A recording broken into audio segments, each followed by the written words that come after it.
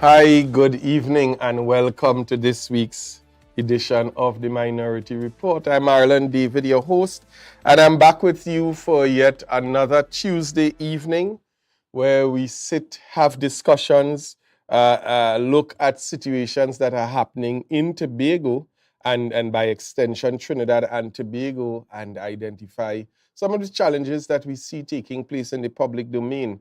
We also take the opportunity to investigate a number of things that we see taking place right here in Tobago and identify by way of discussion how this impacts and affects the population in Tobago on a whole. So the Minority Report is really a holistic program where we don't only come here and sit and look to find the problems, but we also put forward a number of suggestions and recommendations that can in fact be meaningful towards the overall development of Tobago and the people of Tobago. So I want to say welcome once more. If you're viewing and joining us for the first time, let me give you a special welcome.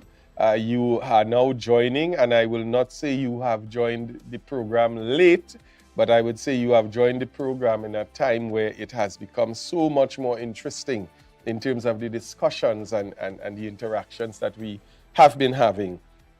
We continue to strive towards excellence. We continue to strive towards promoting justice, towards promoting transparency, towards promoting good governance, and not just promoting it, but utilizing this platform to hold this administration accountable for what they do with respect to the management of the resources of Tobago.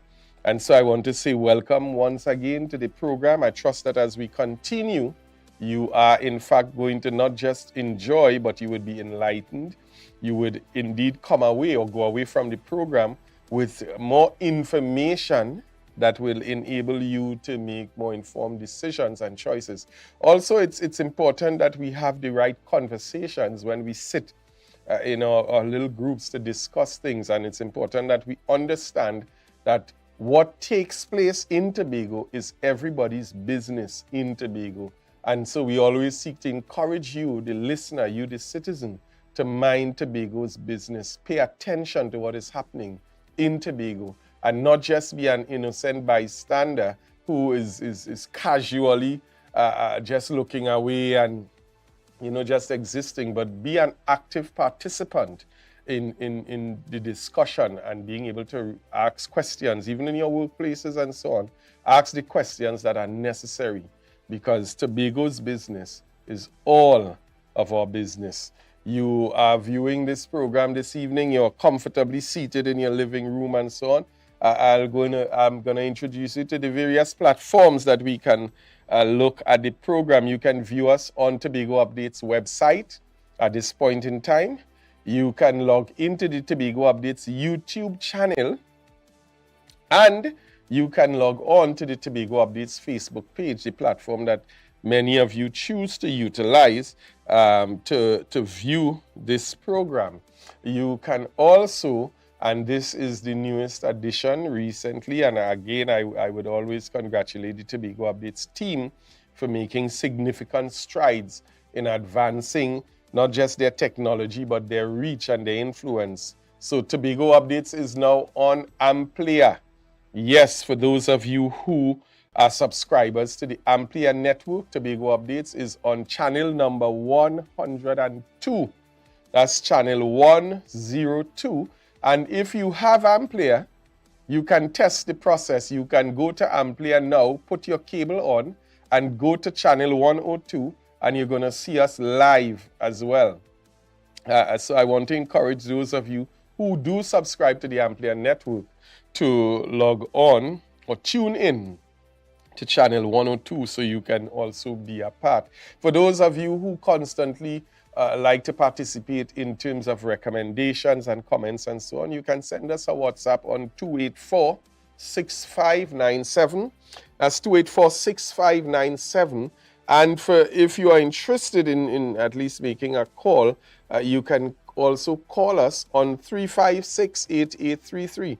Now, 284-6597 can also receive calls. So you have a choice between 284-6597 or 356-8833 to place your call. So if you call one particular number and you find that it is busy, you can also contact us by way of calling the second number.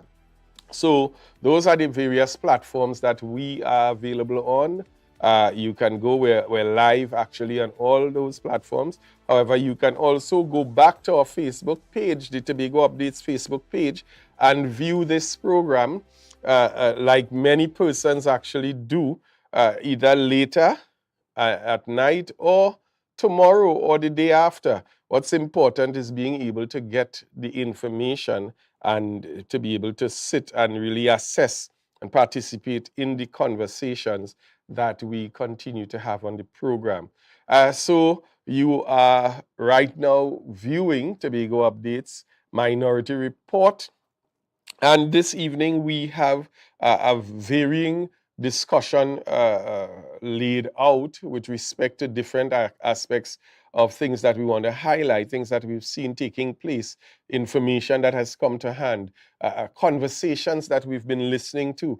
We're going to have the program actually broken into two parts this evening, where first part we benefit from an interview that we would have seen the minority leader participate in yesterday morning on this very network. Reason being because there's some information that we want to be able to pull out of that particular interview to be able to treat with certain conversations that we've heard. As many of you know, last week was budget week. We heard a budget read, if we can call it that, last Monday. And then on Thursday, we saw the minority leader and minority councillor participate in a very lengthy, I must say, debate that was stretched out way into the midnight hour, if I can indeed use that particular phrase. And a lot came out of that debate, and some of it we're going to be treating with tonight with respect to, as per usual, presenting you, the public, with the actual facts and the actual realities of the conversations. However, before we go to the interview, and I know the director already has that queued up, because it's going to lay the foundation for our initial discussions, there are just one or two things that I want to be able to treat with going forward. Firstly, I want to say congratulations to all those students who would have received the SEA results. Yes, a number of students, and again, all over social media, various other media platforms, we're seeing it. Congratulations throwing around left, right, and center, and students crying, and parents and teachers and so on. And it is indeed a time of jubilation, a time of gratification for many, a time of general satisfaction.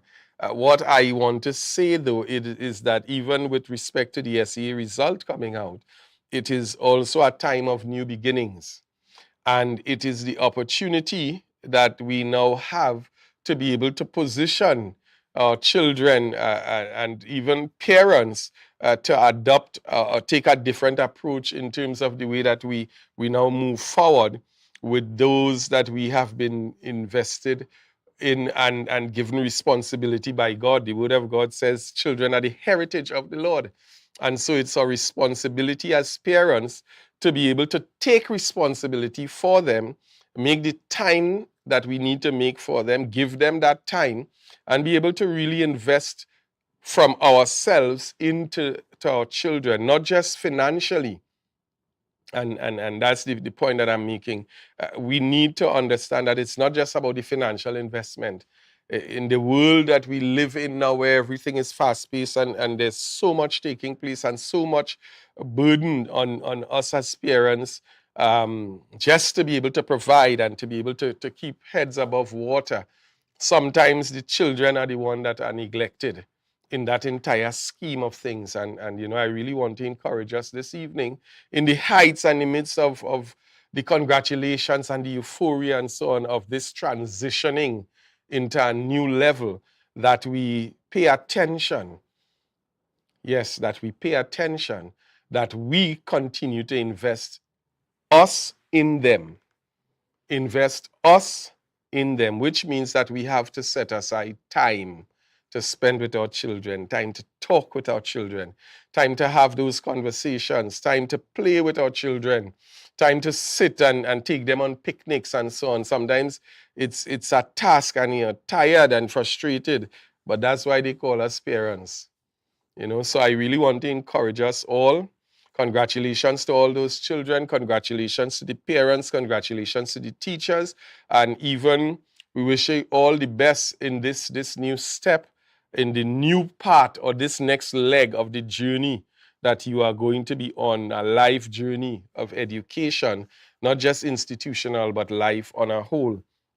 So really, really want to say congratulations from the Office of the Minority Leader, Assemblyman Kelvin Morris, and Minority Councillor Petal Daniel Benoit, and the team here at Tobago Updates on the Minority Report.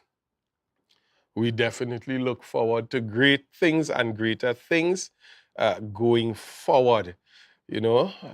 Congratulations.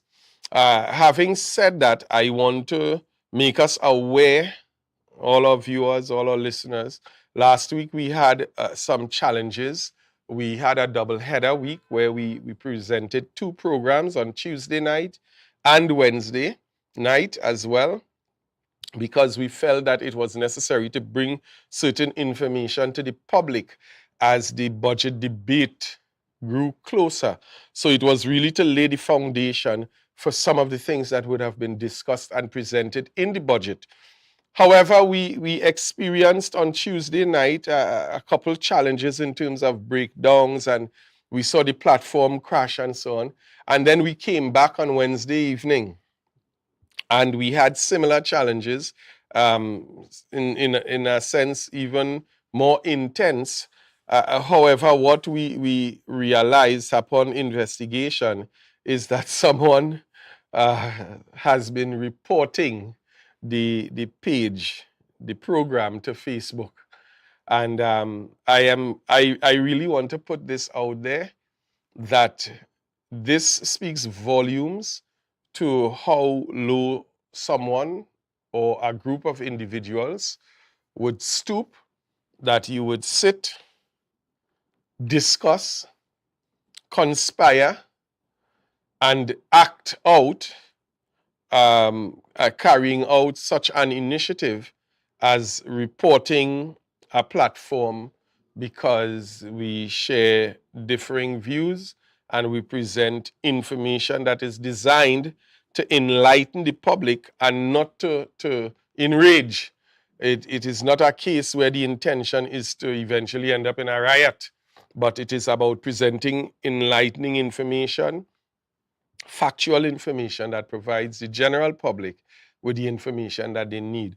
And I dare say that it is heartrending. It was heartrending when that information came to light, that someone has been reporting the page and the platform. And I mean, we live in a democratic society, and for this to be something, I'm hoping it's not, but for this to be something that is an orchestrated and structured attempt to silence the voice of the minority, to silence the program, the Minority Report, to debar the public from receiving information that has always been proven to be credible information.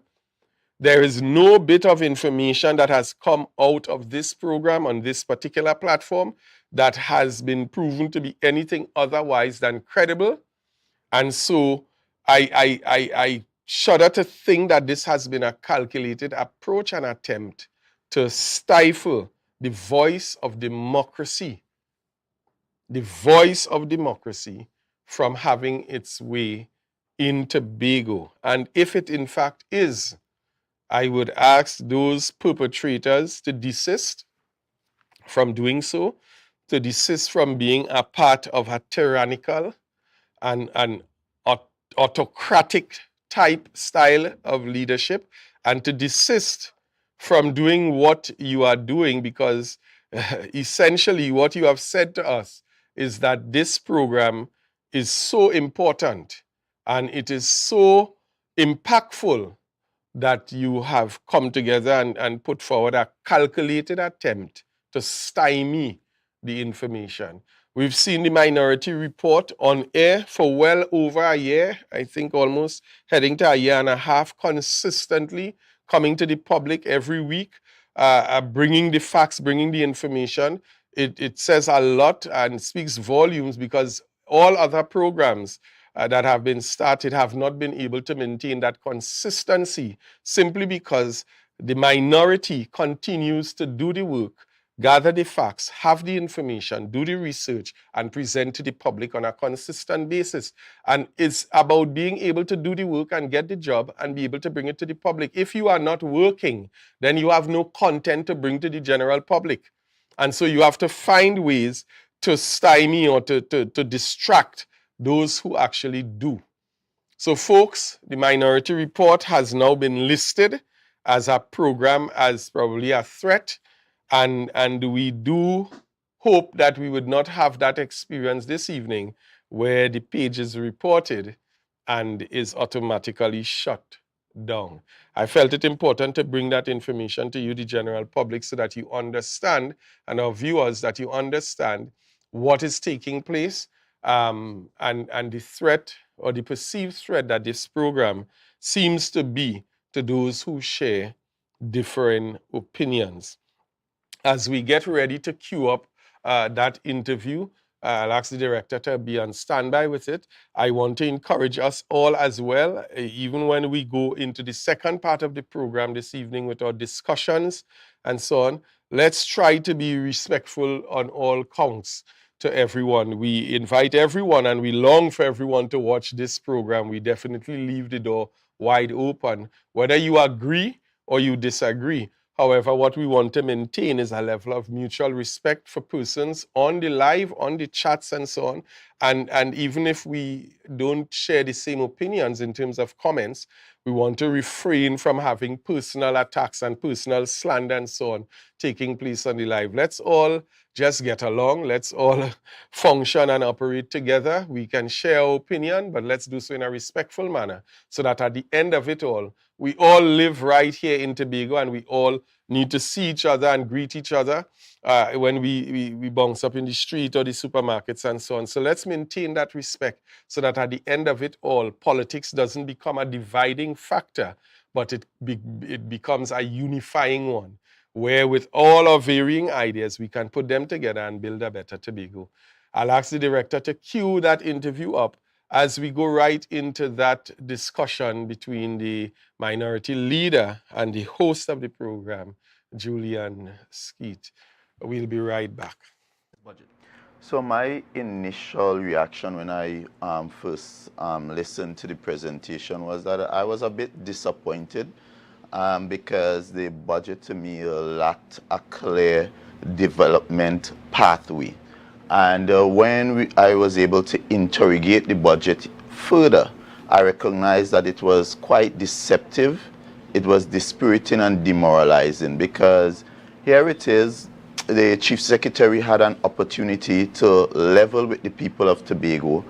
And within that whole presentation, there were a lot of concerning things that were left out. For instance, it's only after you really look at the overall economic picture you would recognize that the Tobago economy shrinked by 2%, and that there was no mention of that at all in the budget, which meant even in the face of receiving the highest allocation in the history of the Tobago House of Assembly, the Tobago GDP was reduced by 2%, and that is in the face of a 4% increase the previous year. So what it meant is that this administration has performed worse than their predecessors. Now, you speak about the fact in terms of the change economically. Would you say that this would have been common practice in the past, or more importantly, if there were, in terms of increase or a more positive response? Because what you would see if you look from the 2021 on to 2022, and knowing that we were coming out of the pandemic in 2020, it all goes back to your fiscal policies and where you focus your developmental budget. And what you would recognize in that situation is that there were a lot of, there was a lack of priority and a lack of focus in that budget that caused the arrangement to the Tobago economy to really underperform. When you look at the construction sector, we had over 35% decrease in the construction sector, and you would know as anyone into finance and economics that your construction sector is one of those primary indicators that would sort of tell you whether your economy is performing well or if it is underperforming. And that decrease in the construction sector was a concern to us and continues to be a concern to us.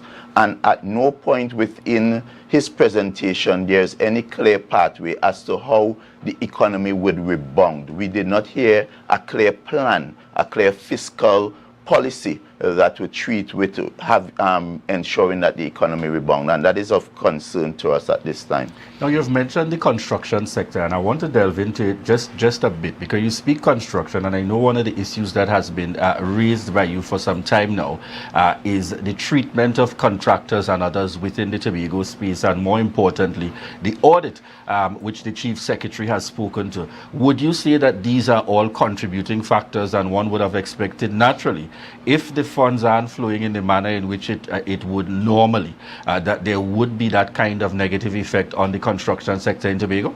Well, definitely, and two things there. And the current Secretary of Infrastructure said it best when he was vying for office. He said that when you utilize and focus the funding arrangements and place those funding arrangements and those opportunities to persons outside of Tobago, you are in fact building another economy. And this is exactly what we are seeing right now, where over $300 million would have been in construction work would have been given to persons outside of Tobago. And therefore it means that what you are doing is really taking away that opportunity for Tobago hardware, Tobago businesses, Tobago workers, that money to be recirculated within the Tobago economy. And it baffles me, therefore, that an administration understanding the debilitating effects of such actions would then pursue a policy where you are single-handedly handpicking persons outside of Tobago and giving them the largest chunk of your construction budget. It also means, therefore, the policy of the previous administration was to utilize construction as that sort of catalyst to reawaken and reignite the Tobago economy coming out of a pandemic, because you know construction is one of those sectors that have a widespread effect. Because once you have the contractors engaged, then they would have to buy materials from the hardware, they would have to employ workers, they would have to get equipment, these workers would buy from the groceries, these workers would go out and spend at the restaurants. So the trickle-down effect is widespread. But when you have the situation where you have taken a policy to blacklist your contractors in Tobago, it is clear the results are showing in the economy, where the economy is shrinking, the construction sector is at a standstill, and therefore we are facing the kind of problems we are facing in Tobago. No, we usually have a challenge with politicians where we get one perspective when they sit in minority and another in majority. Now, if you were in the seat of the Chief Secretary under the circumstances that he has described in relation to having an audit that identifies concerns with particular contractors, and then the administration taking a position that they're not dealing with transactions for specific contractors until they're aware of the outcome, what would you say should be done differently in order to not have the kind of negative effect that you are referring to? Julian, we have been here before, and the government of Tobago would have changed hands in 2001, And therefore, we had a similar situation which the Orville London administration would have inherited. And you would recall those days, Mr. Hutchoy Charles would have embarked on a serious construction program, building roads all over Tobago. You know, the Castaras, that north-east road there, and all of that, those bridges that were being built at Speyside into Charlottesville, etc. The point is, they would have inherited questionable work. Of course, an audit was done same way. And what the administration, the policy and the position the administration took is that they would treat with all verifiable work. So it doesn't mean, it means that it doesn't mean that we don't have questions about the manner in which the work was awarded and the cost. But therefore, what they did was to verify those claims, have an agreement, and the Orville London administration went to a UNC cabinet, which was headed by, I think it was Mr. Yetming at the time, and was able to negotiate additional funding to treat with those verifiable bills, and that would have allowed for the governance of the island to continue without any serious disruption. And of course, we would have seen the benefits of that. I have consistently encouraged this administration that there's a difference between fighting and fighting up. Yes, we want to be Tobago strong. Yes, we have to stand for Tobago's autonomy. But at the same time, there's more benefit to be derived for Tobago when we collaborate with the central government than we fight with the central government. We see the benefits of collaboration. Even now as I speak, that road that is being built for $65 million that was given out in the most questionable circumstances that we only found out because a gentleman decided that he was not going to allow them to bulldoze through his land. That is the only reason we found out of that road. You know that road was going to be built, that road that is now scoped as a single lane highway. What we were going to get through collaboration would have been a double lane highway. And we were going to get that at absolutely no cost because central government was going to fund the cost of that to the tune of over $131 million. And here it is, we are spending $65 million. So let me just get it clear. Under the circumstances, you're saying the same road could have been delivered through a central government. So is that to suggest that fundamentally there is no issue with the project, but it's a matter of the costing? Well, that is the point. The road is a necessary road to connect to all the development that is happening there, including the airport. So that was always a part of the development plans for that side of the island. However, we are saying the manner in which the road is and the project is going is one that we have concerns with. In fact, the road, in terms of we have this issue now with EMA, where this road has been, where construction has started without the requisite approvals, and that is breaking the law.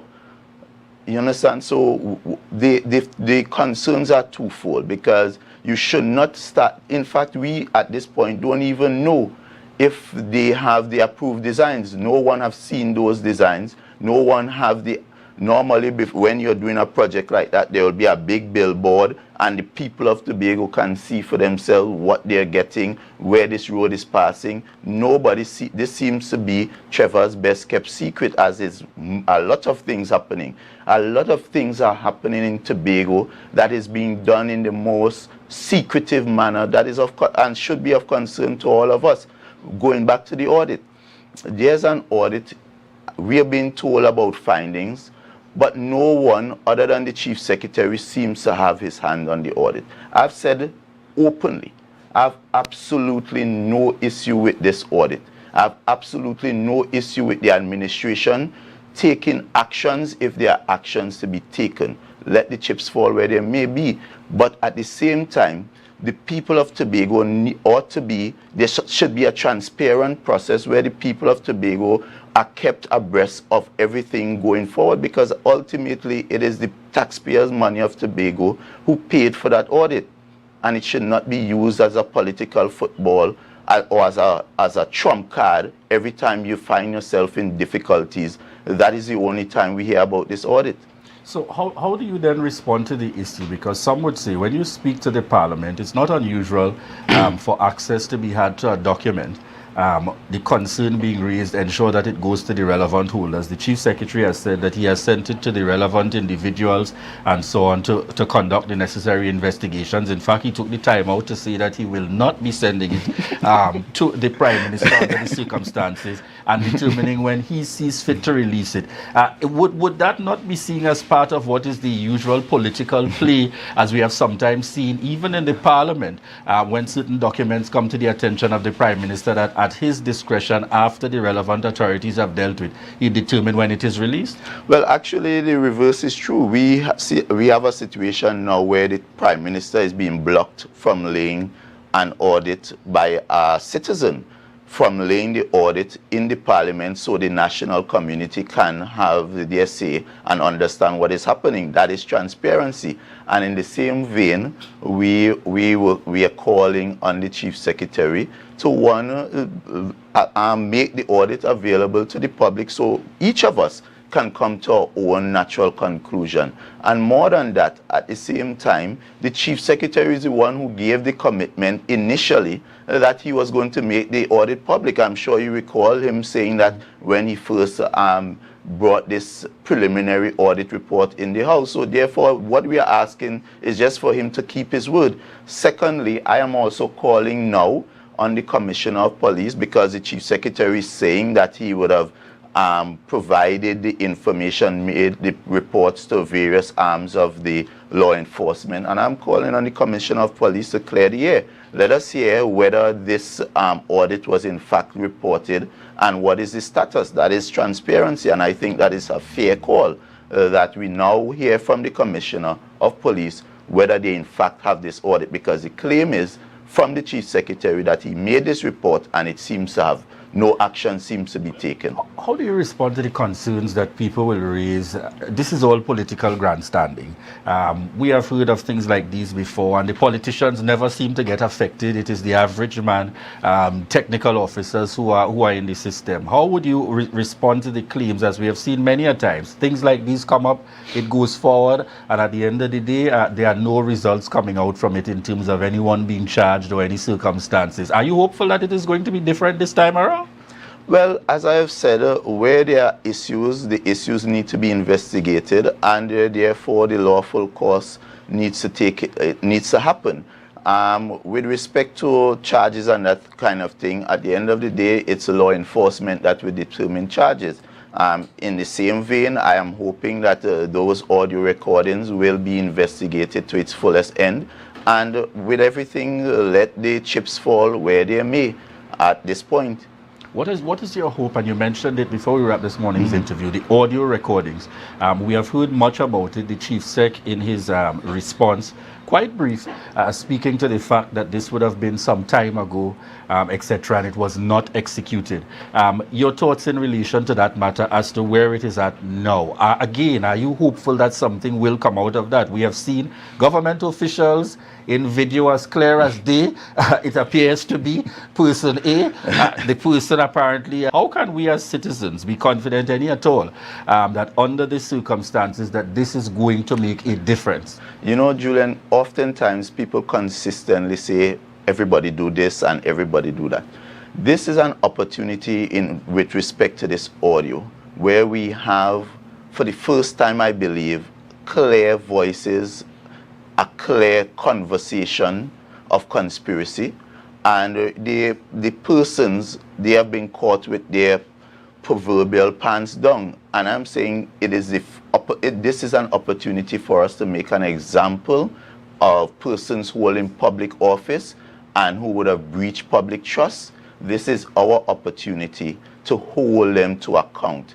And it also means that going forward, persons who are holding public office will understand the oath of office and understand that that oath is a serious oath to do right by all manner of people without fear or favor, manner or ill will, and to hold the public interest at heart. So therefore, going forward, I think this, whatever comes out of it, would be a lesson for us all who are getting into public life. How do you respond to persons that are still on the ground indicating that the PNM does not yet have the moral authority to speak to issues like this? What I would say, and I said it in the budget speech, the PNM is not a perfect party. We would have made mistakes over time, and that is par for the course. But what the PNM has done has always owned up to its errors, and we'll continue to own up to our errors. We'll continue to apologize to those persons who may have been affected in ways that, would have disappointed them.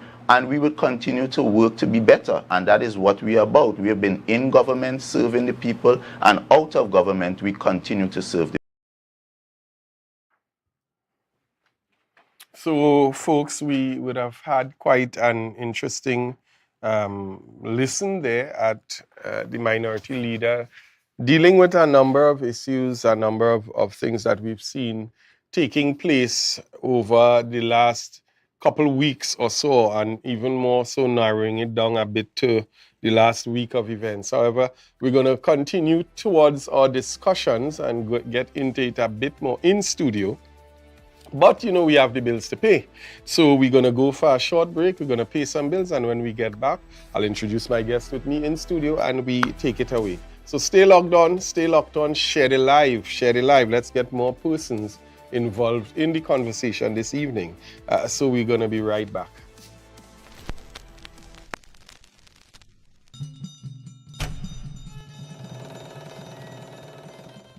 Come one, come all.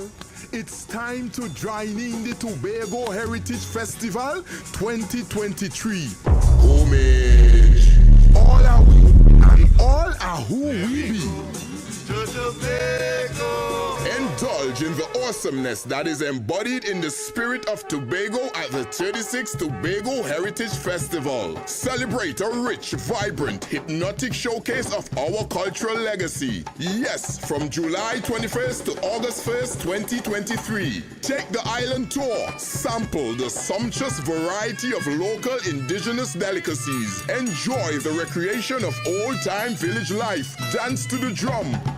Feel the rhythm of steel pan. Experience the way of life, languages, and oral traditions. Be part of the journey to our we heritage, honoring our past, celebrating our present, and inspiring our future. Relive our unique culture. Join in the preservation of the heritage of we island of Tobago.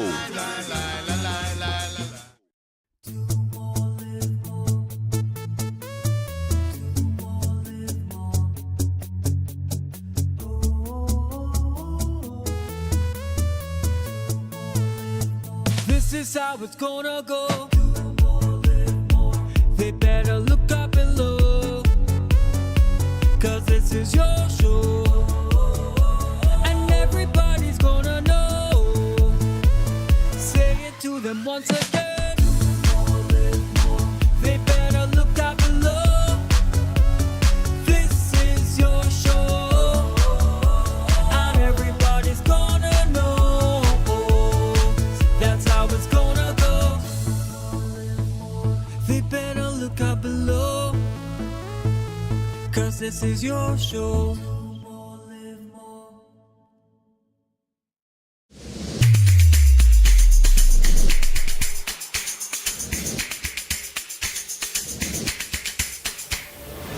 Good morning, good morning. Put a smile on your Jimmy's Holiday Resorts has 1, 2, and 3 bedroom, fully self-contained apartments located at the heart of Crown Point. Minutes walk to the popular beaches, restaurants, bars, and the airport. Enjoy our amazing amenities such as fully equipped apartments, complete with Wi-Fi, AC, TV, and a pool, and a mini-mart on the compound. Call 639-8292 or 8929. Jimmy's Holiday Resorts is your family's home away from home.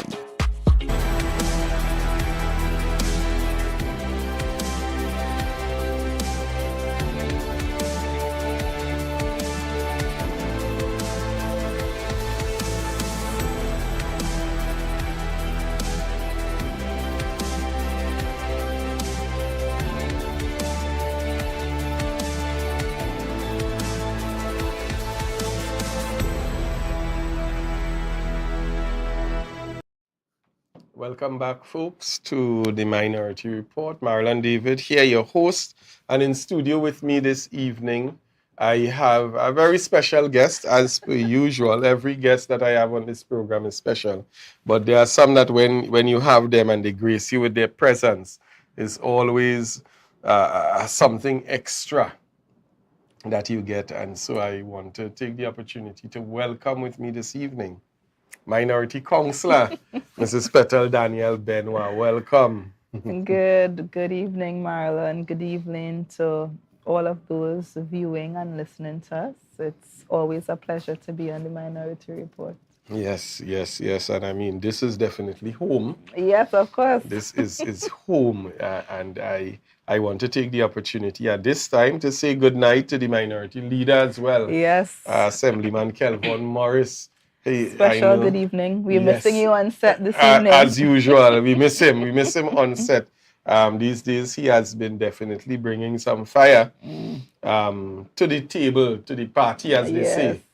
You know, and who in the kitchen definitely feeling the heat. So, minority leader, good night, and I mean, as per usual, stay prayed up.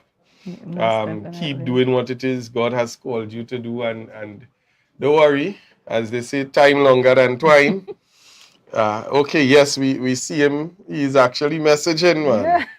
Good night. Good night, minority leader. So you definitely may be having a surprise tonight, a surprise visit. But we're gonna keep you in our prayers. You and the minority council, and I want to say that to the general viewership. Let's keep them in our prayers. This is not an easy task. But it is a task nonetheless that God has called you both to. So, minority councillor. Yes. We listened to quite an interesting interview there by the minority leader. But before we begin to touch on some of the very pertinent issues, Budget Week. I know this has been your forte for years. You actually worked in a particular section. How was it for you? For me, well, of course, it's seen the budget through a different lens now because you're sitting on the other side. One, in terms of the budget presentation or the budget statement by the Chief Secretary, it was quite long, a little shorter than his first presentation, but nonetheless, it was quite long. I think it was 3.5 hours. My initial comments in terms of the budget, one, things that stood out, there was no clear vision upon which the budget was anchored. Last year in the presentation, the Chief Secretary would have indicated that he went this lengthy because the CDP would have expired and they were in the process of putting something together. I think Dr. Vanus James would have headed that committee. And this year again, we saw no clear vision, no clear direction, and also no mention about, what is happening with the development plan, be it medium term or long term.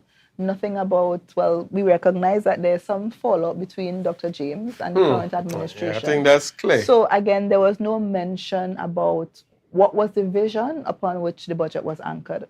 Another thing that stood out to me is the lack of transparency and accountability. Because again, this administration came into power under the guise that there will be greater transparency and accountability. And for me, that was lacking in the budget. One, the Chief Secretary would have indicated that they used the widest consultative process for the budget preparation. And the process that he defined as being the most consultative or widest consultative was the town hall meetings. And in my opinion, that is no meaningful budget consultation, meeting with the sectors, getting their views in terms of policy prescriptions, policy directives, recommendations.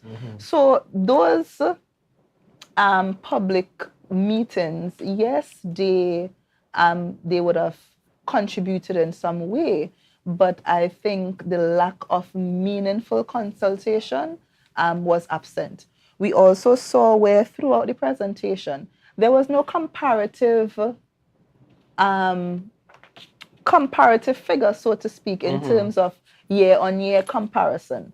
So the Chief Secretary would have outlined 2022 outcomes in terms of GDP, but he didn't compare that to 2021.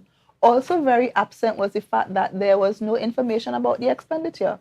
What transpired in the year that you governed? What was the expenditure for development program? What was the expenditure for recurrent expenditure? What was your balance on allocation for that last year? What was your unspent balance? What was the expenditure for URP and CPEP? Was the unspent balance used for URP and CPEP?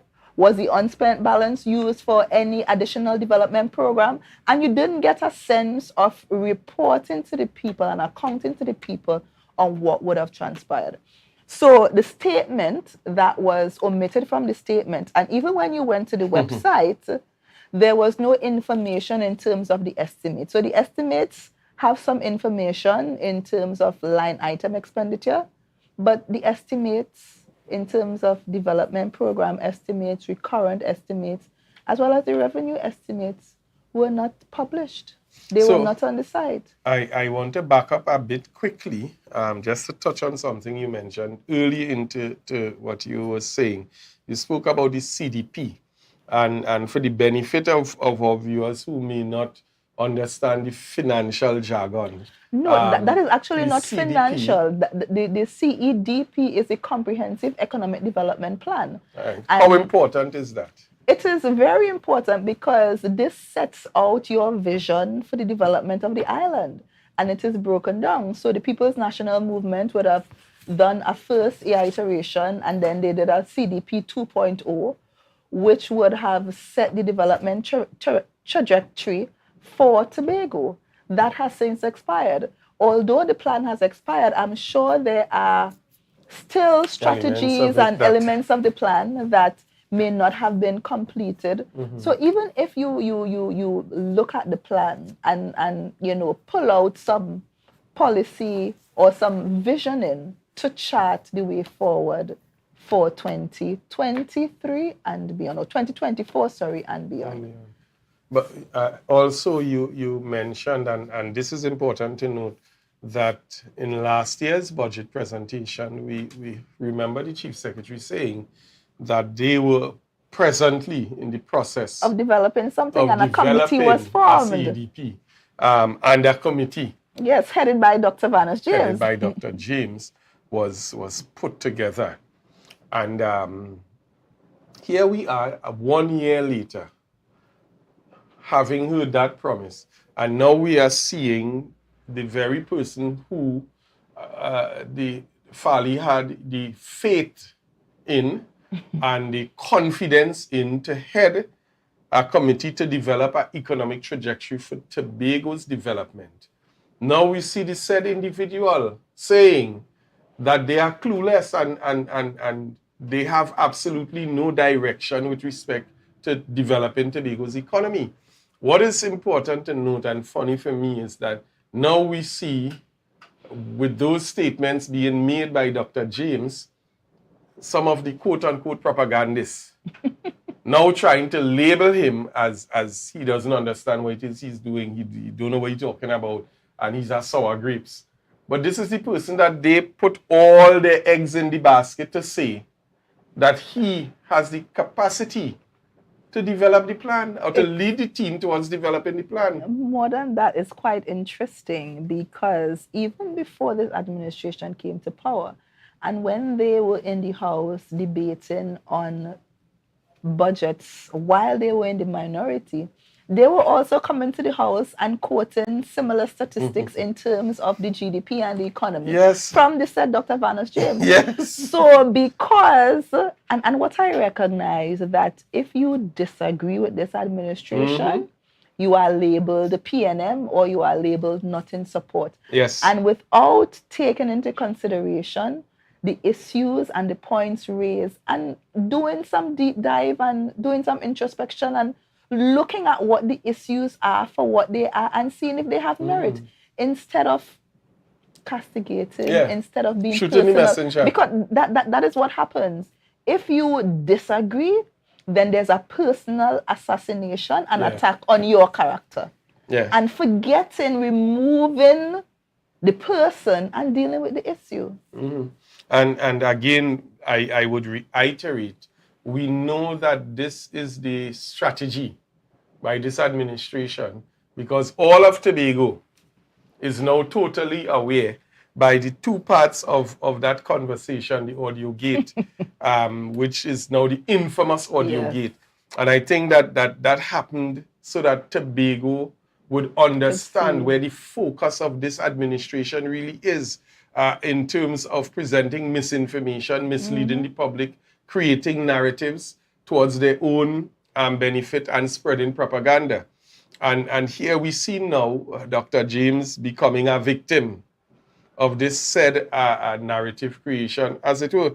And I think now that we are in this position, and I wanted to get your view on this as well before we actually go forward. I heard the Secretary of Tourism in her presentation, like some of the others, and I'm convinced that they don't understand the numbers and they don't understand the conversation from a fiscal standpoint. But she made light of a 2% economic decline, and her exact statements, if I can be corrected, were, so what if the economy declines by only 2%? Now, I mean, I have a bit of understanding of what this could mean to any economy, let alone over a year period where you have constant declining, and we know based on economics and economic frameworks that once your economy declines for two consecutive quarters, it's considered that you're in a recession. Here we have the Tobago economy declining for an entire year, 4 consecutive quarters, and we have a secretary saying, so what? And because her focus is on the fact that 2 seems to be a small percentage. It's only 2% it declined by. But in the grand scheme of things, this is extremely damaging to any economy, not even just Tobago, but any economy around the world. And that is why one of my initial comments to the budget statement was lacking in transparency. Because on the face of it, the Chief Secretary would have quoted the output in terms of GDP in dollars. However, for 2022, however, you did not see the comparison, or you were not able to see the decline because there was nothing to compare it to. Exactly. And 2% in the grand scheme of things in terms of the Tobago economy is significant. Especially when you are coming from an increase in the GDP, because in 2021, the GDP had grown to 4.5%, I think it was. Yeah. So, and this is coming out of a COVID-19 pandemic, where you saw that the economy was at a standstill, the place was shut down because of the economic pandemic activity measures. But you are seeing coming out of COVID a growth in the economy. And now when you have a full year in office, you are seeing a decline. Yeah. So that must mean something, that coming out of COVID, you saw growth. And now where you should see a continuing upward trajectory, you are seeing a decline. That must be significant in the grand scheme of things. And if you look at it sector by sector, you are seeing, and all the sectors that were affected, when you look in a previous press conference, when you look around, there is no activity, no meaningful economic activity happening on the island. In any sector. Precisely. Yeah. And this is based on the policy decisions of this administration. This administration decided to pick a fight with the construction sector and blacklisted all Tobago businessmen or businesswomen in this sector. And you are seeing now a decline in that sector of 35%. So you are saying that 35% in the grand scheme of things. It's nothing wrong with that. And it all forms part of the whole. But I don't think minority council, and this is, it speaks volumes to the inexperience of not just the secretary herself, but the general administration, the entire administration, because I don't think that they have been connecting the dots as it relates to their decisions and the general impact that we've seen throughout the island. I heard the said secretary indicate, and I'll give these figures, that the tourism sector generated $234.8 million in 2022 value added. And she kept using the word value added. She indicated that hotels and guest houses would have made 173.9 million. Restaurants would have got 60.9 million. And the tourism sector grew by 42.8%, which, as she says, translates into 70.4 million. Now, we keep hearing her using the term value added. And the question is, if this is actual cash flow that we've seen in the industry, and I dare say that I can speak based on what has been discussed in the public domain from even the hoteliers and so on, no one has seen this money. No one has seen this cash flow. As a matter of fact, we would have seen this said administration having to give bailouts to pay light bills for certain hotels in the very year that they're saying that hotels and restaurants get 173 million and 60 million. So then something is wrong with what is being said And what you're seeing in the and space. what you're seeing in the public domain. But more than that, Marilyn, you are seeing the 2022 figures in isolation. What happened in 2020? What happened in 2021? What happened? No Yes, we know connection. there was COVID, but what happened in the years prior to COVID? And how could you compare so that persons could meaningfully have the information and judge and come up with a decision on their own? And that is what we are seeing. It comes across as if there's a great effort to hoodwink and to hide information so that you cannot see the full picture of what is happening. I think that it's more a case of that than anything else. And again, Dr. James would have said in one of his earlier interviews that any responsible administration, any responsible chief secretary must tell the public that the economy is declining. You ought to. You have to tell the public. We are seeing that this administration is not very responsible based on their priorities, because their priorities is clearly demonstrated. We're getting to and that. Based on their policy. Yeah. Because they came into power under promises, bread and butter issues. Where are the bread and butter issues that are being addressed? Now you are seeing more than ever daily rated workers not being paid for several fortnights at a time. You're seeing contractors, after your promise that you will be paid, a date was given by which will you be paid. A date was also given to the financiers so that they have an expectation that they will be paid. Yeah.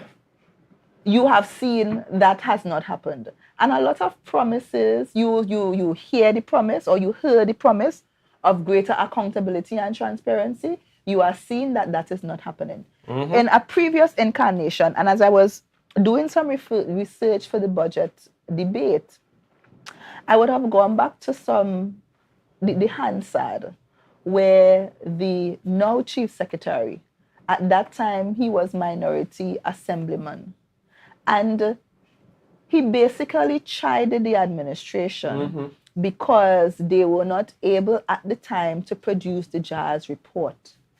And what he was saying at the time is that the taxpayers' money would have paid for the JAS report. The JAS report is not that of the secretary or of the committee or whoever, but the JAS report is that of the people. And give the people the information so they can see what is happening, they can make informed decisions.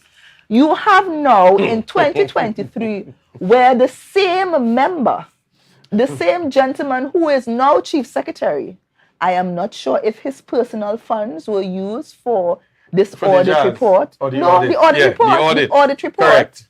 Correct. No, the chief secretary is saying that the taxpayer money that would have paid for this audit report, the taxpayer is not able to see the report.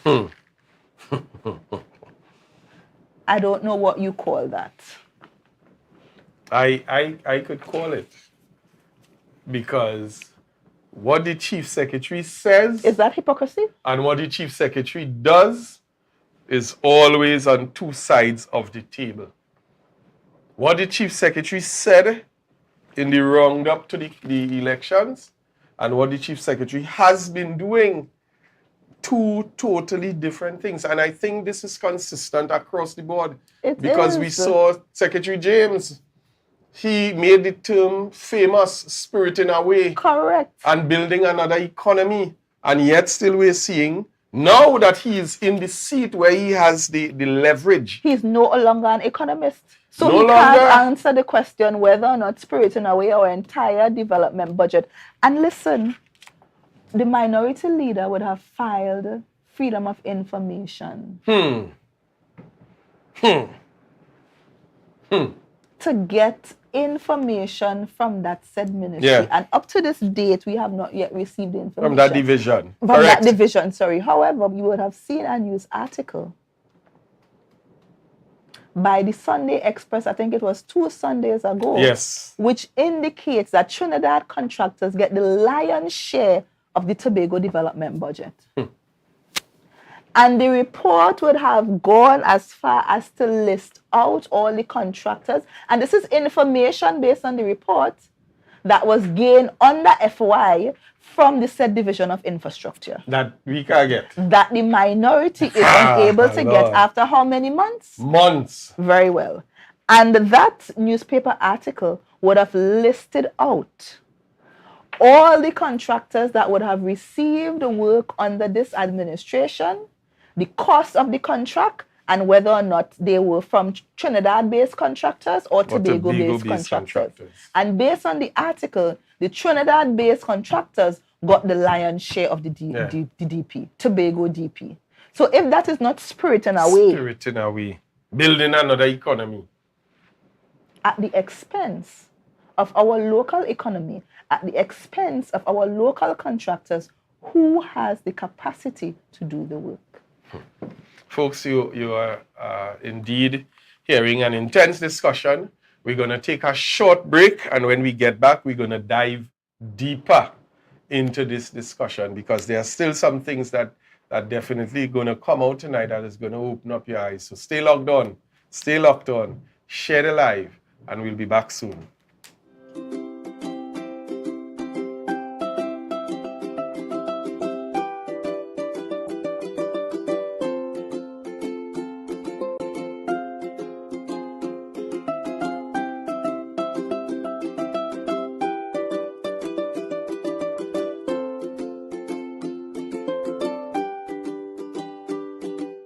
Tobago, after freeness is more speed and better TV. Get a free Samsung smartphone and free installation, plus 200 megabits per second, Paramount Plus, and more for only $299 with a select 200 plan from Flow. Visit online at discoverflow.co today.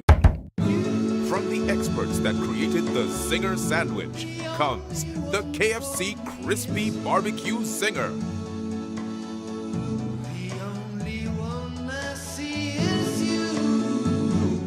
Cheddar cheese, crispy onions, the most delicious Kentucky Fried Chicken, and barbecue sauce. Get ready for a whole new level of flavor.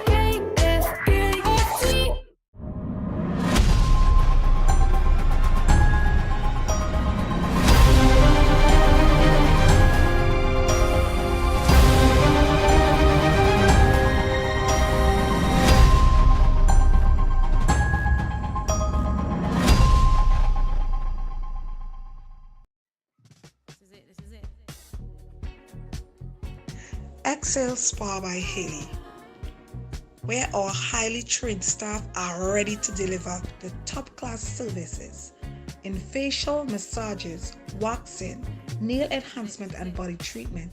We are ideally located at Coco Avenue, Switzerland, Tobago. You can find us on Instagram, Facebook, TripAdvisor, or you can call us on 730-0149. Exhale Spa by Haley. Relax, renew, and rejuvenate. You can now get whatever you need whenever you need it anywhere in Tobago with Tapago.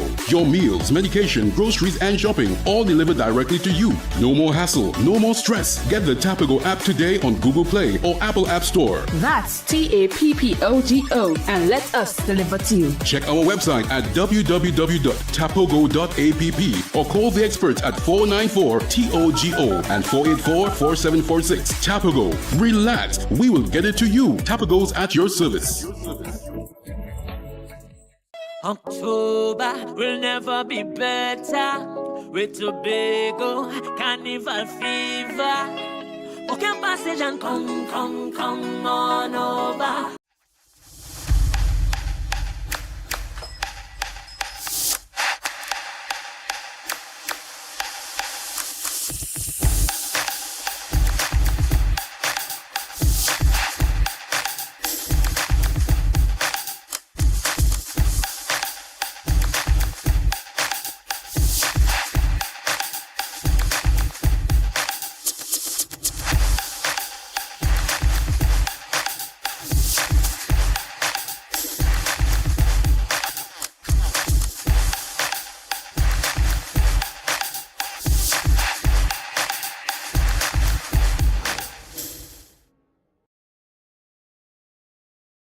Welcome to L'Image Parfait Day Spa, your urban oasis and wellness center. Our services includes massages, treatments, facials, pedicures, weight management, detox programs, and much more. Call us today at 624-1452 or 720-7474. Trinidad locations and Bonacore, Tobago at 273-7772. Let us treat you like the VIP you are. Mamai Lakai Home Services. We specialize in cleaning of carpets and rugs, mattresses, living room and dining room sets, vehicle detailing, cleaning and sanitizing of homes and commercial spaces. We also do landscaping and tree cutting, pressure and power washing, floor care, fumigating and air purifying. You can also call us for professional painting services, babysitting and adult sitting. Call us now 333-4430 at Mamai Lakai Home Services. We take cleaning to another level. Our national borders, our first step to security, but a possible access point for guns, drugs, crime. If it does not look right, do the right thing. Call Crime Stoppers anonymously. 800-8477. Report possible border crime. If you see or know about a crime, report a crime safely and anonymously. Call 800-TIPS. Help stop crime. You can play your part safely and anonymously. Report a crime. Earn a reward. Call 800-TIPS. Help stop crime. Be a hero.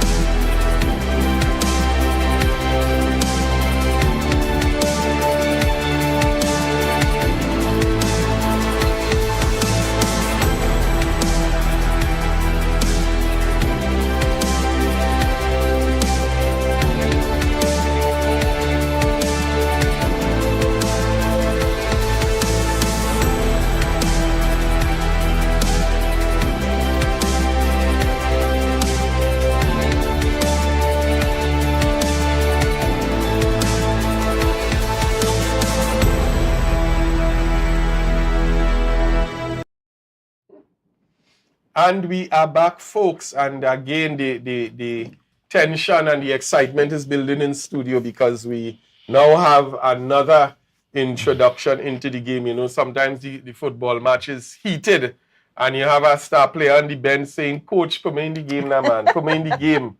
Because he is accustomed to scoring goals. And for one reason or the other, sometimes he reached late to the game and he didn't start. But I want to take the opportunity to introduce at this time into the discussion so that we could go forward with full force. The Minority Leader, Assemblyman Kelvon Morris. Welcome, welcome, welcome this evening. How are you? I am quite well. Good. Let me say a pleasant good evening to Minority Councillor Petal Daniel Benoit, to you, Marilyn, and to our loyal viewers locked on social media, on whatever platform you may be viewing us from. A pleasant good evening to you as well. Thank you very much. Well, I mean, I know you've been logged on. You were looking on earlier, you were commenting and so on, so you know exactly where the conversation has been going, what we've been looking at. And again, uprooting some of the deceit and the misrepresented statements and so on that we have heard more so in the last week coming out of this budget. And it has been atrocious. Before we get into it, Minority Leader, share with our viewers what your take on the budget was. Well, as I said before, the budget was disappointing, deceptive, demoralizing, dispiriting. It was really unfocused, the lack of planning. There seems to be no clear direction as to how they are going to take Tobago forward. And as one commenter said, Dr. Vanos James, it was really a fairy tale. And that fairy tale started during the last budget, and it was just a half an hour shortened version of that fairy tale for our fairy tale that we got last time. And we now have a 3.5 of just dream selling, selling dreams, pulling out anything and everything that they believe would sound good, but with no clear plan. We were able to present 4 options to them. We advanced 4 ways in terms of policies and programs they can pursue, and we showed them the how, the why, and we were able to show a clear pathway how this can be done, what are the benefits to be derived, how this would impact, and who will impact and who will benefit. They were not able to demonstrate anything like that with any policy program. Exactly. And through your presentation, Minority Leader, we were also able to show some of the policy that would have started and how you could continue with some of those policies. Certainly. And one of the areas of focus we were able to really pull apart was tourism. Yes. And you know, there's a saying that when the argument is lost, person tends to get personal. And in the rebuttal from the Secretary of Tourism, she took a lot of her time to get very personal with some misleading facts, misleading information, saying facts versus fax machine. But that fax machine she had was outdated. Clearly. Like she had to go buy Max for a real because Max seemed to have a machine. So I don't know what kind of facts she was speaking to. But I'm here to really bring facts versus Tashia's fiction. Exactly. So I want to deal with those misinformation, and it is unfortunate that we didn't have an opportunity to respond to her because she spoke after me. But it was really that someone who was public office would come in the house and mislead the house, spewing all those kind of untruths. And that is what it was, clear untruth. And this individual continue to mislead the house, continue to make a lot of to give assurances and then do not hold up to it. And I guess and not even come back to say something. Correct.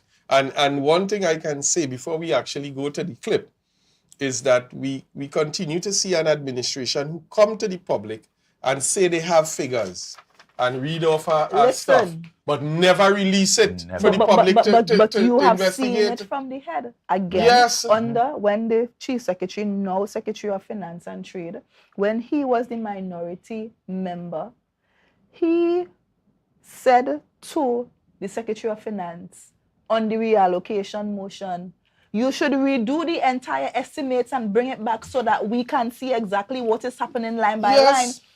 The Secretary, the Chief Secretary and Secretary of Finance in the reallocation debate indicated that he had the figures. When we joined the debate and asked for the figures, because there was nothing presented before us in the debate to say that this is the reallocated estimates. A question was asked subsequently. The Chief Secretary indicated that the figures are available and he will provide them. Up to this day, figures say, if you take me, if you see me, take me. And Never provided. Never provided, although he indicated in his presentation that they would have done it. You will recall also one of the first questions I asked this Secretary of Tourism, because I just wanted to test to see if she was worth her salt. And I simply asked, because remember she went out very early. Yeah. And 100. she is going to be bringing 100,000 tourists to by the end of the year or by the end of the year? By the end of in her first year. 100,000 tourists. If you see me, take me. But more than that, when we asked her, what is your strategic plan to get these 100,000 tourists to the island? She said, well, I would have to build out the technical people, hire technical people to treat with this plan. And you know what is disheartening? An administration that could sit down in a room for however long to plan a strategy, to hire people to go and do propaganda. A year and 6 months later, this secretary who told us that she was going to recruit persons to assist with that comes back as a defense to her failure to say, well, part of the reason why she can't get to do the kind of technical strategic planning is because the division doesn't have the kind of technical staff. But the capacity is in the Tobago Tourism Agency. Exactly. That's why they're trying to demoralize the workers there. Exactly. But even so, you have the ability to hire staff. Nobody is stopping you from hiring your staff. If you all could find the money staff, to just to do hire propaganda, staff, to spread propaganda, Why how you come can't they don't have the to do the actual work? Yeah. Especially when it comes to our main sector, which is tourism. And minority leader, even that secretary is not the first occasion that she tried to, I don't know if it's throwing shade or try to indicate that both the minority leader and minority council on the board. Yeah. Madam Secretary, I was a proud member of that board. Because the work that was produced under the leadership of the chairman of that board, compare it to what is being produced now. No. What is your nothing vision? being What produced is your roadmap? What is your plan? So let us do facts versus fiction, Tashia's fiction, because she would have made some claims that our board presided over a decline in tourism. Yeah. Please provide So the facts. let's get the clip first from the secretary, and then we're going to go into the facts to show what she's saying doesn't even make sense. Mr. Director, let's run that clip. Is that the minority should know a lot about the tourism agency, seeing that both of them previously served on the board of directors. But the thing is that I don't have a microscope big enough to look for the contribution that either of them made during their tenure there. Then I know microscope big enough, I don't have that. They just said two heads are better than one, but clearly that is not the case here. So Madam Secretary, and I'm glad that all of Tobago is logged on and normally comes back and listens. We're going to examine the facts now of that erroneous statement that is geared towards being a personal attack on the minority leader and minority councillor. So let's pull up the PowerPoint document that we have. Minority leader, you're going to lead us in this. So what you're seeing here is basically an analysis of the arrivals. Well, we'll skip cruise ship because one of the major indicators is international arrivals. Yeah. That is where you really earn, your bang for your buck when it comes to foreign exchange and that kind of thing. Skip the domestic. Right. So let's stay here for a while. Let's pause here for a bit, right? And what you would see. So 2018 is the red line, 2019 is the yellow, 2020 is the blue, 2022 is the lime green, and 2023 is the orange. And Minority Council, I joined the board in 2018. Of course, we know the Tobago Tourism Agency Limited was established in 2017, coming out of the breaking up of the Tobago the Tourism Development Company, where each island was mandated to have a separate and distinctive product development and marketing of the destinations, recognizing that there are some differences. Tobago is more a leisure-focused tourism island, while Trinidad is more a business-focused destination. So therefore, Tobago Tourism Agency was created to treat specifically and most importantly with the marketing and the product development for Tobago.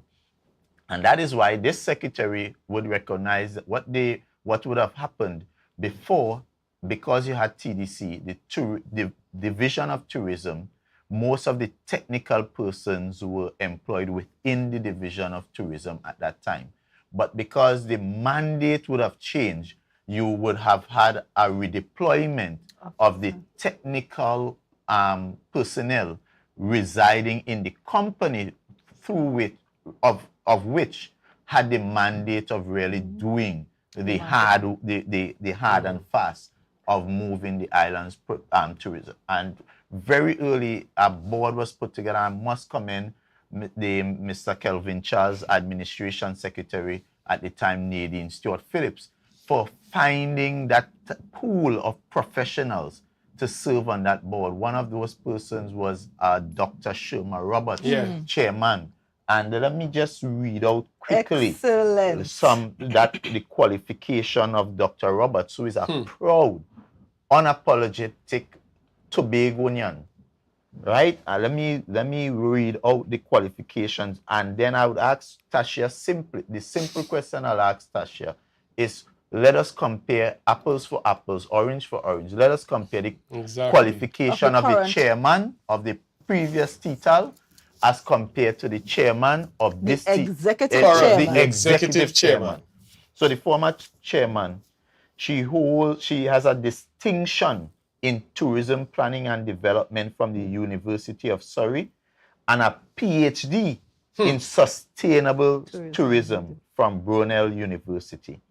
She has led the agency with excellence. So here it is, you have somebody what is a trained professional in tourism development. In the field of tourism. And works in the field. Of tourism, would have done extensive work across the Caribbean and was willing to return to provide service to her island. So I heard her trying to make a big tiff about her having to fly from Barbados, which is about a $1,500, $2,000 ticket. As compared to one ticket you heard me read out, one ITB trip. $88,000, $90,000. This secretary who has not been able to come back with one tangible benefit to the island. Yeah. $98,000 in one trip. Compared to a chairman with such qualification who returned, and in her first year, you know what this board did? Because they loved Tobago and wanted to just give service. They took a cut because at that time they didn't have the funding. Allocation to the so board. They decided to take, normally a board would have a stipend. They took a reduction on that stipend just to build this company from the ground up. And they were able to do that in 2017. And I came in 2018. Mrs. Daniel Benoit came in 2019, and you would see let's pull back up the chart. The chart so the secretary claim is that while we were on the board, the tourism declined. Yeah. Who is starring? 2018, 2019. Highest we're seeing. And I would like to even 2020. And let me just call out the figures so that people would understand the year-on-year increase. But minority leader, go ahead.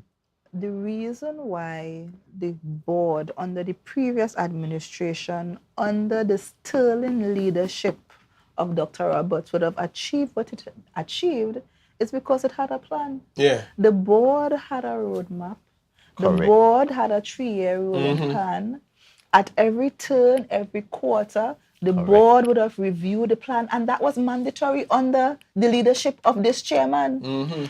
Each head of committee had to outline, based on the overarching roadmap and plan, come up with their objectives.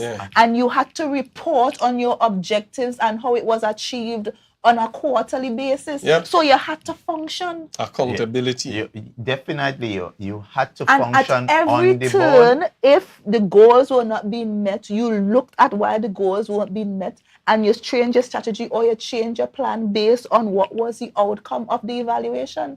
There was no option not to work. So I don't know what this secretary is speaking about. And again, I want to say that I am a proud member of that previous board under the leadership of Dr. Roberts. So 2017, total international arrivals by stayover, 18,024 passengers. 2018, a slight increase, got 18,058. By the time we reached 2019, when Director Benoit joined the board, the total arrivals climbed to over 19,542. That was at least a 15 to 20% increase year on year. And in 2020, prior to the COVID hitting, it was already trending past the 2019 figures. So how could this secretary truthfully say that a board that the Minority Council and I sat on presided with over declining figures when the facts are here? Consistent increase year on year, because as we said, as Secretary Ben, as Minority Councillor said, you're being prophetic, Secretary Ben.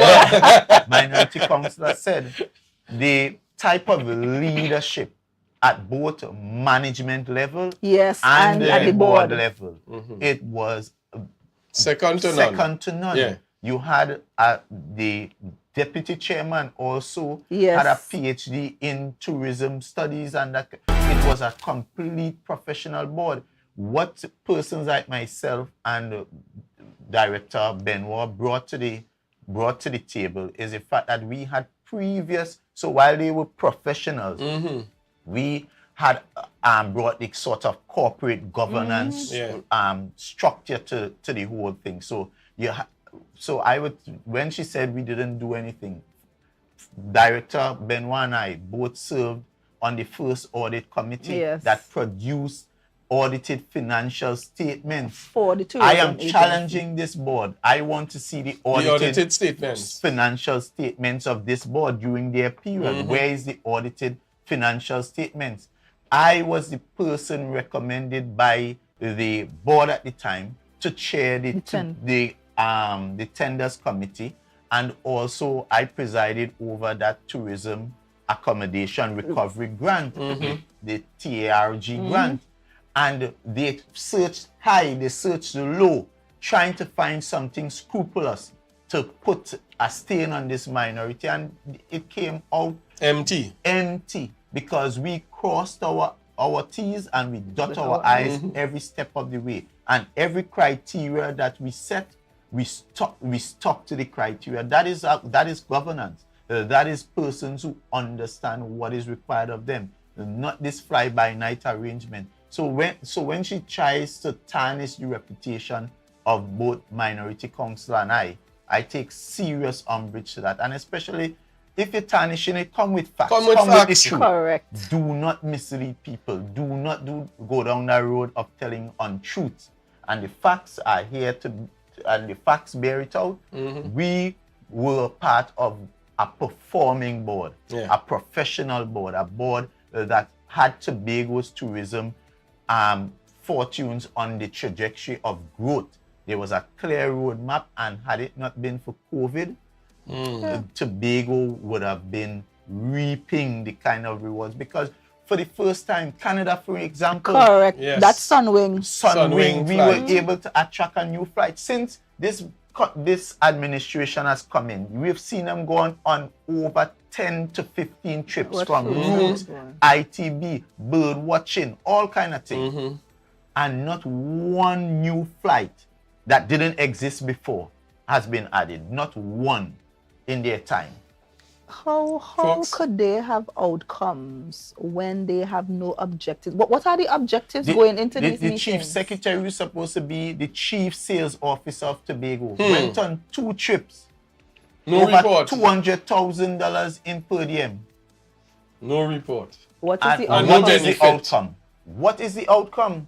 The final thing, because I know you want to wrap up, is the fact that we have a CEO. When the question was asked recently, what is the status of this TTAL onboarding a CEO?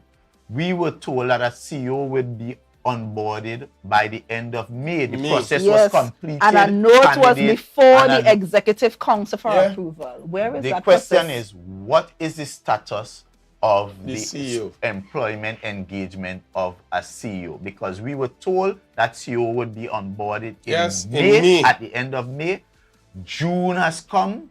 We are now entering July, and as far as I understand, We in July. TTAL is still without I a see. substantive CEO, and we have someone who has absolutely no qualification in qualification and tourism experience. leading the organization. It also, what it means for corporate governance is also very concerning, because the person who is providing oversight as the chairman is also the person who is the CEO, and leading the function. company Yeah. at the administrative level. So who is guarding the guard? And it actually brings the Who question. is guarding the guard? Minority leader, was this a simple attempt to change the structure of the organization to give a friend of a financier? Well, if that is the case, when the question was asked, simply indicate that we are in the process of reviewing the structure of the organization, and don't give the impression as if you are going to do something that when you know you're not doing to do. But I also provided the situation, I provided the fact of the matter when we asked earlier about how come this person ended up as executive chairman, and we were told that there was nobody within the organization with the kind of qualification. Correct. And only to find out that there was a gentleman there who was writing for his PhD and has since then completed his PhD in tourism studies, serving as the product development officer. They deliberately had that gentleman on a month-to-month arrangement, frustrated him out of the organization with the intention of having their pick function as executive chairman, because it is my understanding that the executive chairman is also a close relative of the former minority leader, who is very close to the chief secretary. So you're seeing the kind of nepotism that is happening in one of our most important sectors. The tourism sector is to Tobago what oil and gas is to Trinidad. And here you have this administration playing Friends. You know the movie, the sitcom Friends? Playing Friends with Tobago's main staple, which is tourism. Folks, we've gone over our time already. I mean, the technical team are literally shooting fire down our throats here. Where did the time go? It's not that I'm not listening, guys. The earpiece fell out of my ear. So I have no idea what you all were saying, if you were saying it. But we've gone over our time. And again, we always have very interesting discussions here. And Tobago continue to stay logged on. Because again, the information presented here is available for the public. Minority leader, the media, anybody could come and get this information, the numbers, the figures. Unlike what we've seen happening. When they don't want to answer the question, either they don't come in the house or they pretend not to answer. Exactly. Not to understand the question being asked. So I think the public knows that the information coming out here is always credible and is always available. Closing remarks. Would the producer give me 1 minute? I just want Closing to remarks. outline very quickly the achievements of the forum. Because see, sometimes we forget very quickly. So let me just quickly outline the achievements of this tourism. Right, very quickly. 1, developed and implemented the last call marketing campaign to stimulate arrivals from the United Kingdom. Developed a roadmap for growth, which Petal spoke to. conducted a sales mission to Trinidad. So even within the domestic market, there were initiatives. Conducted a cruise mission. So that is where you would have seen the cruise arrivals being impacted. Developed a go-to-market strategy and successfully launched it in the United Kingdom, Germany, and Caribbean marketplace. You remember the successful rebranding of Tobago, that Tobago Beyond tagline that was refreshing and awarded throughout as one of the better campaigns during that period. Administered the tourism accommodation upgrade program, and this is important because while we had that program on the books, previously no one had accessed it. Maybe they can ask their friend about that program because it they're a very good friend. I wouldn't call his name. They also worked with the Trinidad and Tobago Bureau of Standards to develop voluntary standards for taxis. Conducted product audits aimed at enhancing the tourism product. Developed criteria for and managed the tourism accommodation relief grant that was so successful in helping our tourism stakeholders that had properties. Managed the implementation of the World Travel and Tourism Council Safe Travel Stamp during COVID. Attained Blue Flag pilot status for 3 Tobago beaches, Kings Bay, Mount Irving, Bloody Bay in Palliative Bay. Worked with a boat operator to have the first Blue Flag certified operator in the Eastern Caribbean, right here in Tobago. Worked with 5 accommodation properties to achieve Green Key certification status. Conducted a virtual wellness retreat on Tobago and attracted over 500 registered. That was when awesome. you talk about customer service, we started the customer service training initiative in collaboration with THTI. We also appointed overseas marketing reps in Germany, United Kingdom, Canada, and Scandinavia. Secured a new airlift, that Sunwing airlift in 2019. Them car boast about that. We went to the JSC and got a clean bill of health. The one issue was the audit audit committee. Where was the chairman She when they were supposed to? Our chairman who came from Barbados, Yes. the same Barbados that you Was say. there to- But our chairman who resides right here could not face the JSC. By the end of 2019, international arrivals had increased. I want to repeat that again for Tasha. International arrivals had increased for the first time in over 5 years and by 14%. By the end of February 2020, arrivals were pacing at 20%. So, how you could say Petal and I... Well, I don't don't know. She needs to change the lens from the microscope that she needs to uses. go and find... She need to change the lens. She need new lens. But what we're going to do, we're going to put this information Yes, as well. we We need have to our package next this. development story on tourism coming out. We need to So package definitely, this. folks, next week you're going to see this scrolling on the show before we begin. Yes. We are out of time, minority leader, minority councillor. I mean, the place now get on fire, but we have to close off. Folks, thanks for watching. And we thank Tobago Updates in technical team for the leniency that they have given us tonight. Folks, we're going to continue next week persecuting and prosecuting and showing that this administration says one thing and actually does another. So have a wonderful evening. God bless you. Stay blessed and keep watching us. Whoever log off. Good night.